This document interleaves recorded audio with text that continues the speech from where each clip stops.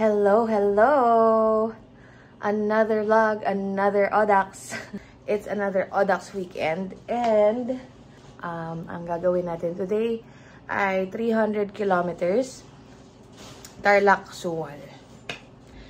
It's 2:56 AM. So, nakapagbihis na kami. Prepare na kami to go down kasi in fairness, nandito kami sa La Maharika. Nag-prepare sila ng breakfast. Buffet breakfast for us. So, ayun. Ayan na ang ating nutrition for today. Nakapila na sila. Handang-handa na silang lumaban. Itatawid nila ako for today. 1, 2, 3, 4, 5, 6, 7, 8, 9, 10. Ito dami. Diba? Viruses. Jan, jan, jan, jan. Hindi ko marinig yung sinasabi ni Carmela. Alam mo na yan, tataris ka, Ayan na, mag-start na. So yung kaibigan nating back to back. 300 today. Sisisihan ko to. 200 tomorrow. Ito pa isa pa. Si Gino, back to back din. Separate nga daw kasi yan. Starting na. Ride safe!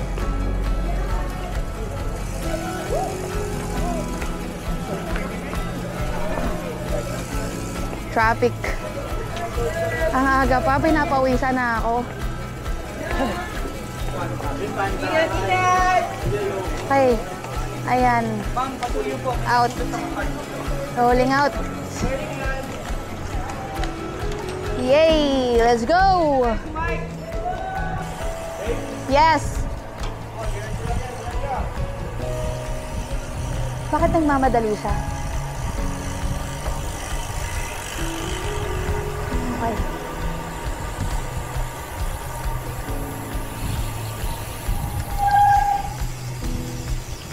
Of course, like always, in true Audax fashion, nag-ride out kami on the dot at 4 AM. Saktong-sakto. So, itong ruta na to, we're gonna go from Tarlac, going to Pangasinan, and then Dasol, and then dun tayo mag-U-turn sa Dasol. 300 kilometers, ang elevation din is 1,100 meters. Siyempre, dahil simula pa lang may kabilisan pa ang ating takbuhan.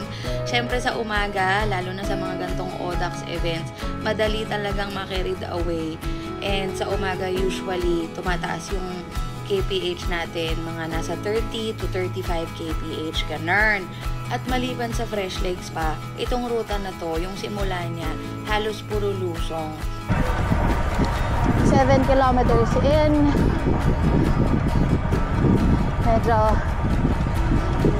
Medyo angat pa tayo sa speed.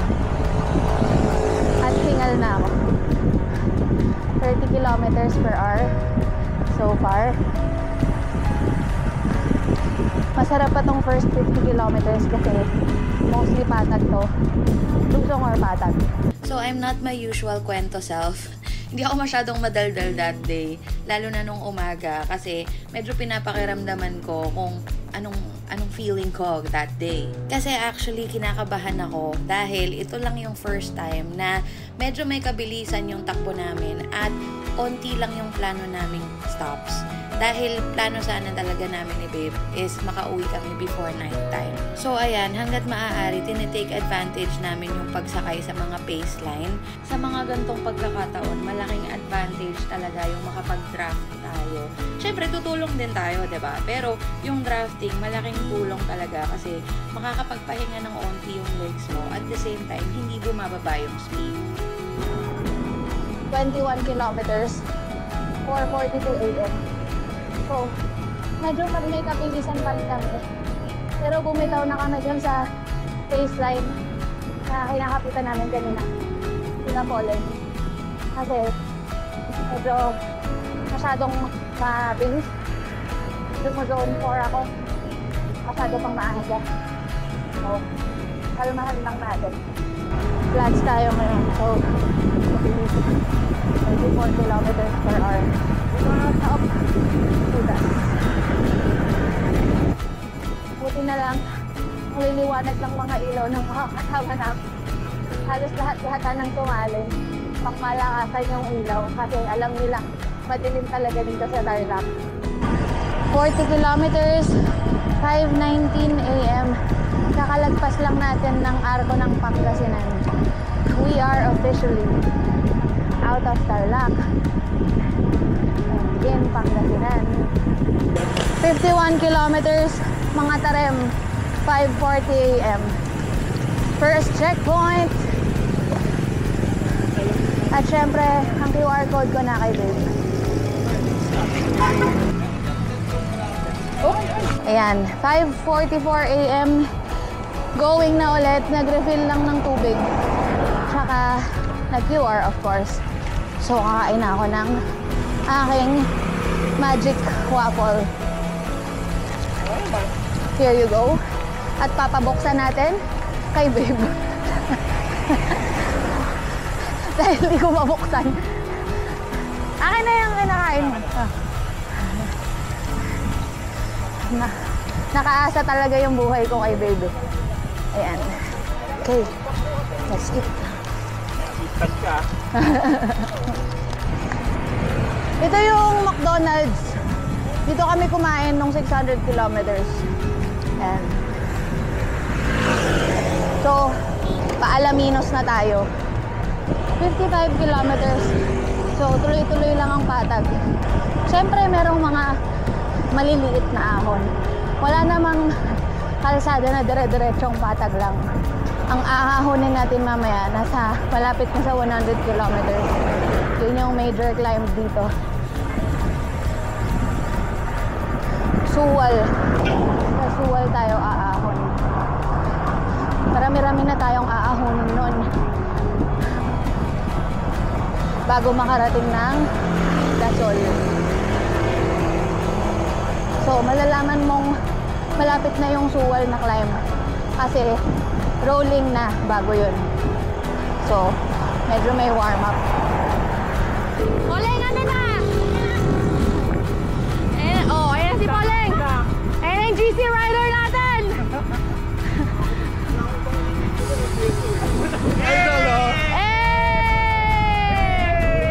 RCC! Ang saya, ang daming tao. Ay! Ayan yung mga RCC. Okay, kapit.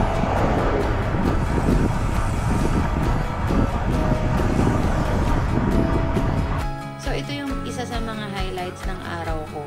Naging instant group ride kami bigla. Siyempre, iba talaga sa pakiramdam pag kami mga familiar faces. At saka nakakagana talaga, di ba? So at this point, siyempre nagtulungan na kami. Sinakyan namin tong baseline na to for I think mga 30 to 40 kilometers. Na-maintain namin yung speed sa 30 kilometers per hour minimum. So usually nasa likod ako kasi siyempre mas madali sa likod. Pero siyempre minsan nagpapalitan din kami ng pwesto. Nagpapalitan din kami ng trangko. Pero syempre, as your passenger princess, syempre ang mamshi hindi trumangko. Baka pag bumagal kami, ako pasisihin nila. 73.5 kilometers.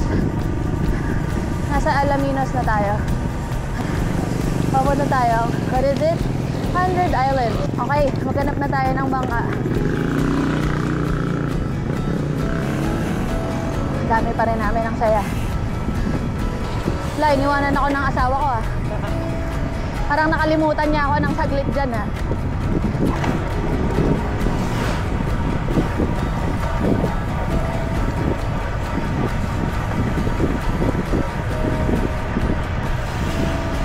Parang may nakakalimutan ka. Ay, ito ka pala. Okay ka lang? So at this point, pumwesto na ako sa medyo harap. Nasa pangalawa tayo mga beshi. Nakakahiya naman, di ba? Kasi kung hindi man ako tatrangko, at least pupwesto ako sa harap. Para hindi ako laging princess sa likod. Siyempre, wag nating panindigan ang pagiging pabigat. Kailangan tutulong din tayo. 90 kilometers, 7:06 AM. So, tigil pa rin sila. Hindi pa rin kami bumababa ng 30. Okay na din. At least, mabilis tayo makakarating. Kaya may ahon na kami. Pasuwal na. So, medyo rolling na dito. umaangat-angat na yung grade. Ayan. Welcome, poblasyon.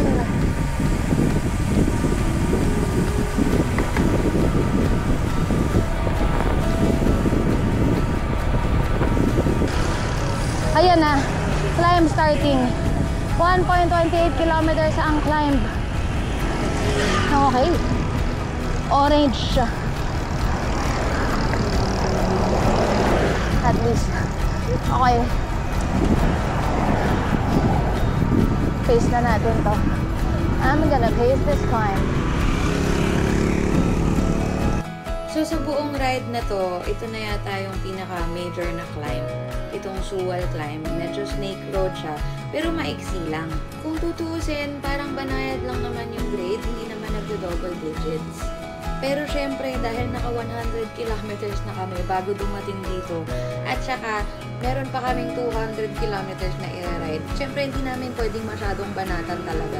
Pero swerte kami kasi maaga pa kaming nakarating dito, so hindi pa ganong mainit. Mabilis namin natapos yung climb. Tinarget din talaga namin na makarating dito ng maaga kasi itong ruta na to, notorious siya sa init, especially dito sa parts na to. Pagka inabutan ka ng init, medyo titirik ka talaga.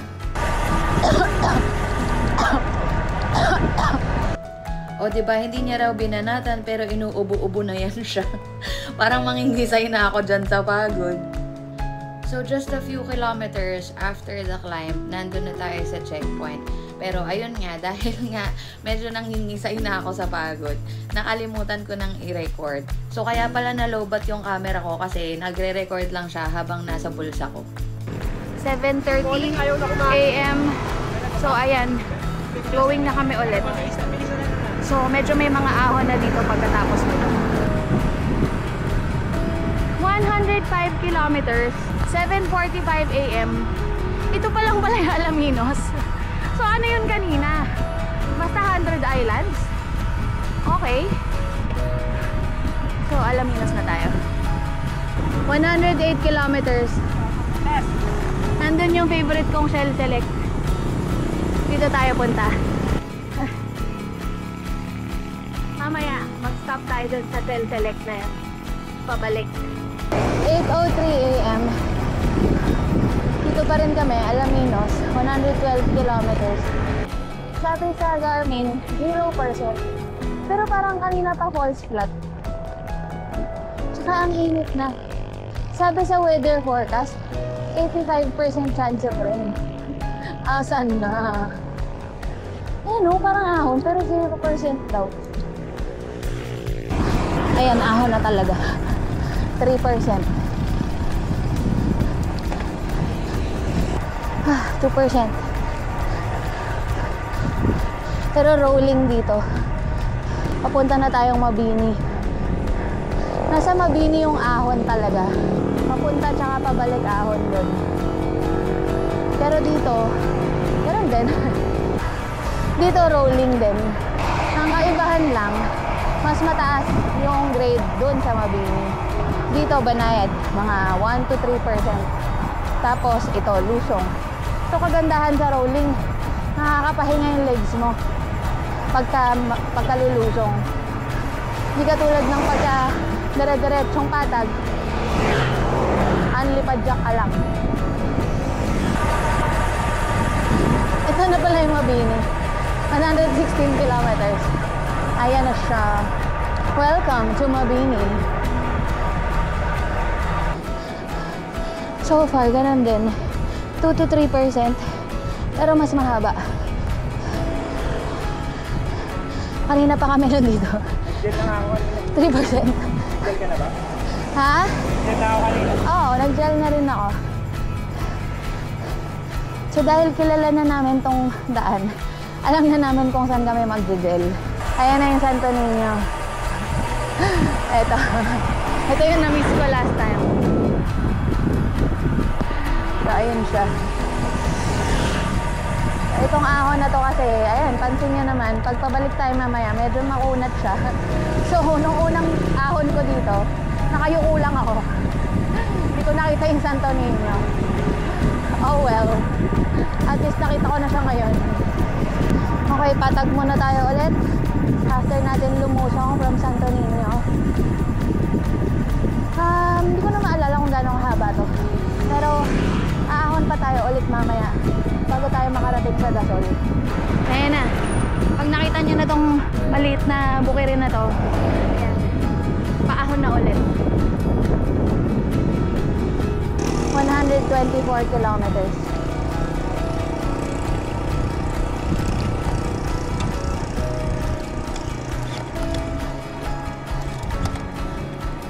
Ay, hindi pa pala ito yun. Ha? Ano ba? Yung ahon. Tapos na, di ba? Meron pa. Ganda dito sa part na to, ang tahimik. Kahit maahon dito. Tayo ng umaga, nakatingin lang yung tayo sa paligid. Oo. Di ba? Ang bagal natin nung una natin dito, di ba? Kasi for the sceneries tayo. Wala. Saktuhang bukirin lang. Actually, dito sa Tarlac, saka Pangasinan, magaganda talaga yung mga tanawin.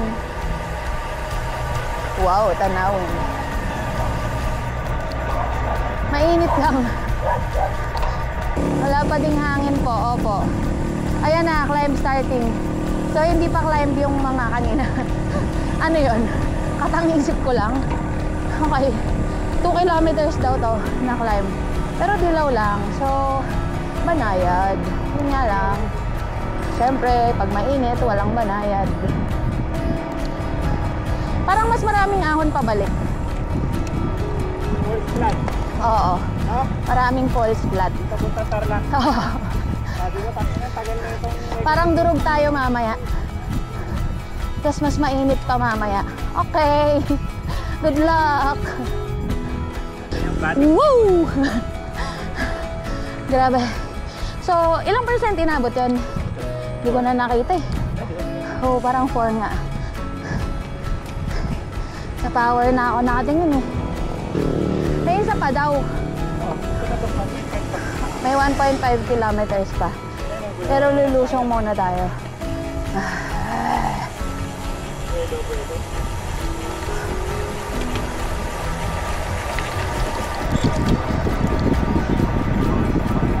Ayun, naalala ko na yan. Masakit yan siya eh. Mahaba.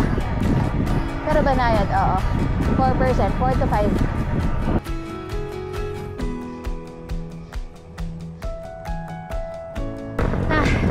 Ayan na, tapos na.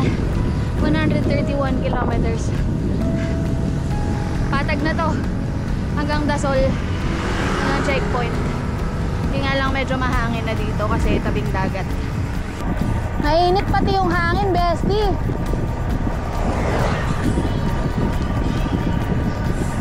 Kaya ka para pag imaanda rin. Oo. Hindi tayo pwede huminto. Mainit. Oo. Yun lang. Dami talagang falls flat pabalik. Kailangan kumain na kami bago bumalik. So ito palang part na to. Yung part na to ng kalsada papuntang Dasol. Rolling. Rolling down. So mamaya, rolling up tayo pauwi. 136 kilometers. 14 kilometers to go bago mag next checkpoint. And bago mag U-turn. 137 kilometers. Welcome to Dasol. Home of quality salt. Yun pala yun. Dapat the salt. Okay dyan, sir? Sarap.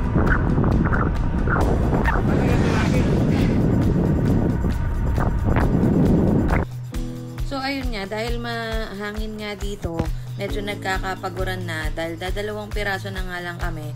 So nagpapalitan na kami ng trangkuhan. 151.5 kilometers. Dito na tayo sa checkpoint sa Dasol. Ah,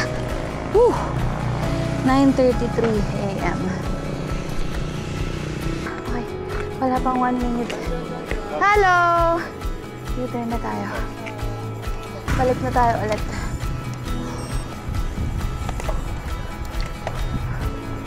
Ready. Are we ready? Punta tayo sa 7-Eleven. Kain muna tayo, tsaka onting pahinga. Ayan na. 1 kilometer later, ito na 7-Eleven. Makakapahinga din. 9:37 a.m. 153 kilometers.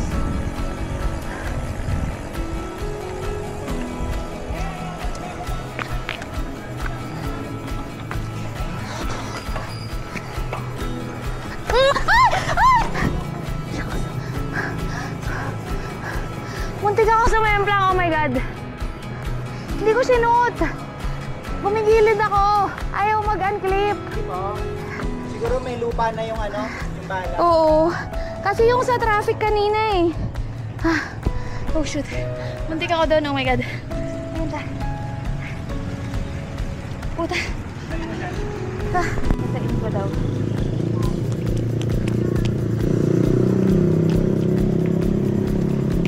Kasi kanina may traffic. So, naka-unclip kami. Tapos, maputi. Okay. Alright.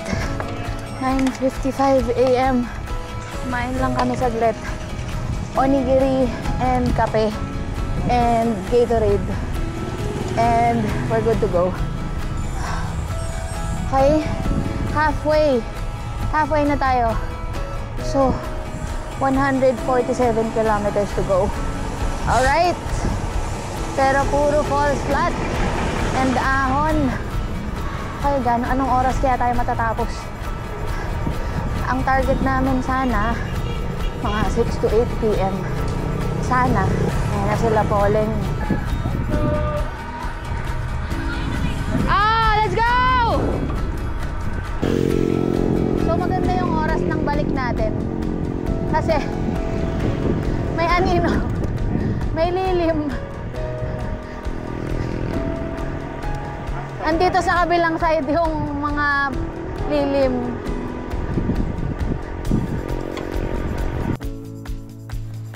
Ayan na nga ang sinasabi ko. Rolling up na nga tayo mga kababayan. So, nung nagsimula ng medyo tumaas yung grade, syempre medyo nagkakalayo na kaming dalawa, hindi na kami rin makapagtrangkuhan. Pero okay lang din kasi nag-decide na rin kami, nagkasundo na kami na at this point, pwede na naming babaan yung pace. Tumitindi na rin kasi yung init ng araw, kaya mahirap nang panindigan yung 30. Ayun na inaantay mo. Umaambo na.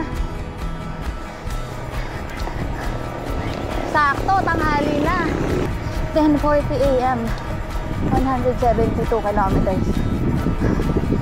Dami pa natin ang ahonin. Yung pauwi kasi talaga yung mahirap eh. Ayan na yung huling climb. Starting in 100 meters. 1 kilometer na climb. Paahon ng Santa Niña. Yes! Ito na yung last na major climb dito. Tapos makakapagpahinga na ako ulit.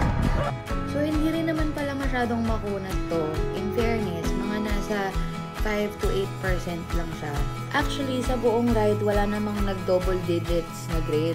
Pero syempre, sa kahabaan ng ride, medyo kumukunat na rin yung mga banayad. 184 kilometers. Natapos din. Sakit ng tagiliran ko. Ayan.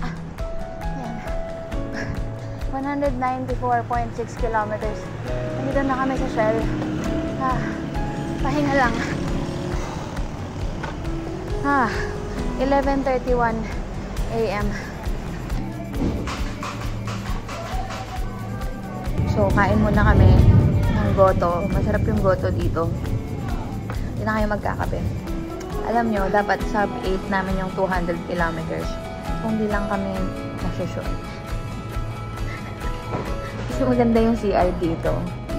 So, ayun. Okay. 12:05 p.m.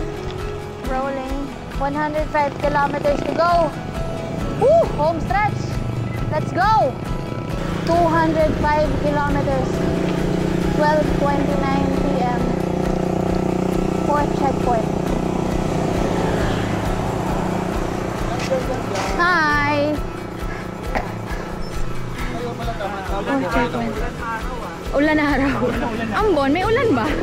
Ambon lang. Ambon pa rin basa yung Inulan ka?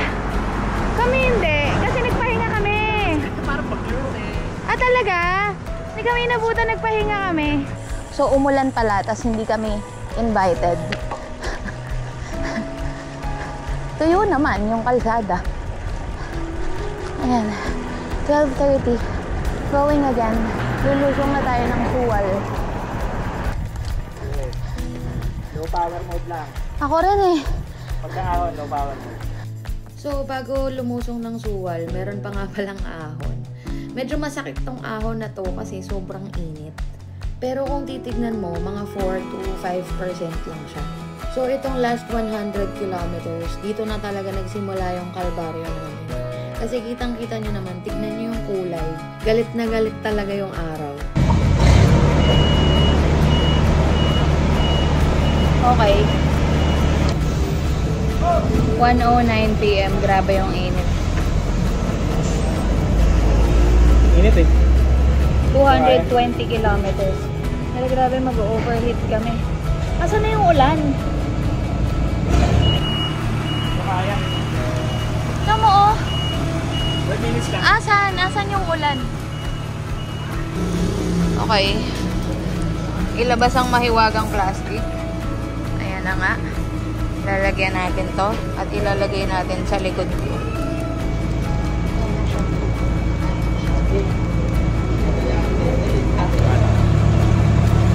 Ito na ang Campanera Cuba. 1:21 p.m. Okay, laban na ulit. Pati hita ko. Pati mga hita ko nilagyan kong yelo. 80 kilometers to go. Laban.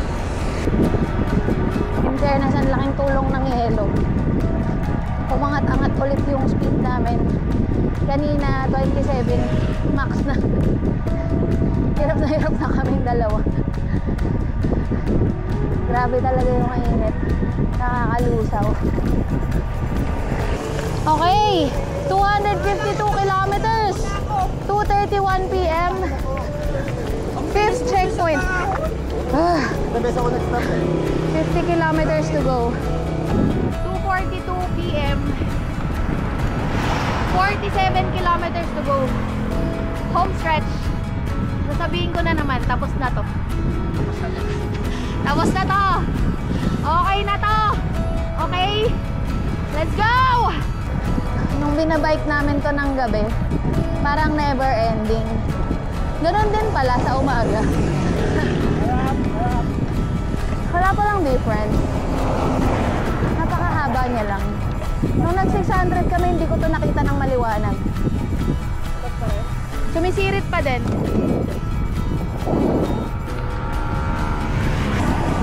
Uy, may arko pala ng Tarlac.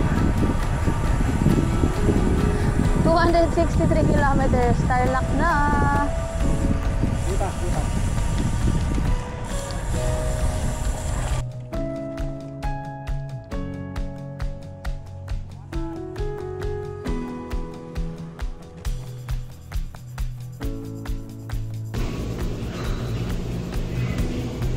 Pagka yung dulo talaga, yun talaga yung pinakamahirap. Tapos na pala. Last 29 kilometers. Pahinga lang saglit. Gutom na rin ako eh. Kain akong hopya. Tapos, uwi na kami. Okay, fight na ulit. 3:41 p.m. So, tumigil lang kami. Literal na, tumigil lang kami ng 5 minutes. Kasi para na kaming nag-hallucinate. Hindi ko alam. Bakit pagdulo laging ganito. Anyway, ayan. 28 kilometers to go. Ito yung mga falls flats. Hindi ko ko alam kung anong meron sa kalsadang to, pero sobrang nakaka-hallucinate talaga.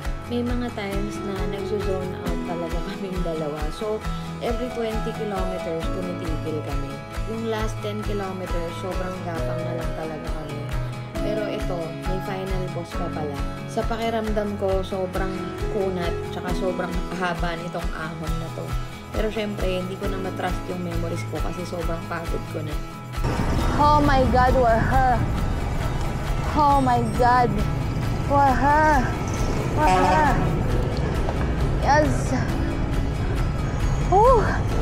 What time is it? It is 5:03 p.m.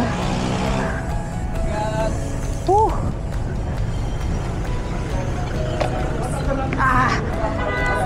Saan? Hi. Ay. Shoot. Sorry.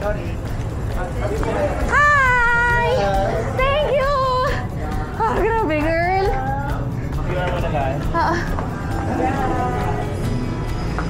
So, syempre, hindi na ako nakapag-video pagdating namin sa finish. Hindi na nga rin ako nakapag-picture. Isang picture lang, tapos umakit na kami. Kumain na kami. Natulog na kami. Kasi grabe yung pagod ko. Pero, we did well. Okay? Yes, we did well. Pasok kami sa target namin. Diba? Ang gusto sana namin, mga before 6 p.m. 6 to 8 p.m. And, na-surpass pa namin yun. O, before 6. Before 6, mga 5, past 5 p.m. kami dumating. So, thankfully, nakarating kami well before our target time. Pero pagod kami. Ayaw pa umamin. Grabe yung ruta. Siguro iba yung experience kung hindi mainit. Pero notorious naman talaga sa init yung ruta ng Tarlac. Ng Suwal. O, Tarlac, Suwal. Dasol. Talagang notorious yan sa init. So, in-expect na rin talaga namin. Yun nga lang, medyo umasa kami. Kasi nga, ang sabi sa weather, may chance of rain na na-miss namin. Parang 5 minutes yata ang umulan, tas na-miss namin. Anyway, that's it. Thank you so much for watching. And till our next Audax, right? Till our next vlog na Audax ulit, char. I will try to vlog more next time. Thank you so much for watching. Bye!